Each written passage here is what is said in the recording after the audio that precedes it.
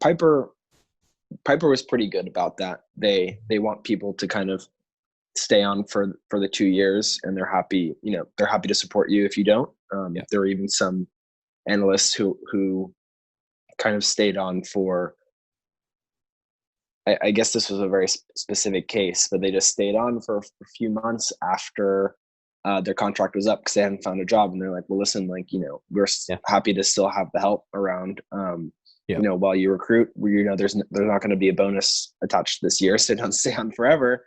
But we're happy to pay your base until you get something. Cool. Or they had set like a kind of a line in the sand for him, like you could stay for 3 more months. So nice. They were nice about it.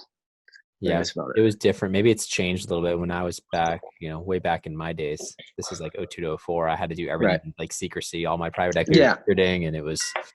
I think most banks are like that, but we're Piper Jaffray's Minnesota nice. They're a Minnesota-based bank, so and there are certainly elements that are like that. No, I know a lot of my friends had to do everything still, and then once they got their offers, they would get kicked out. But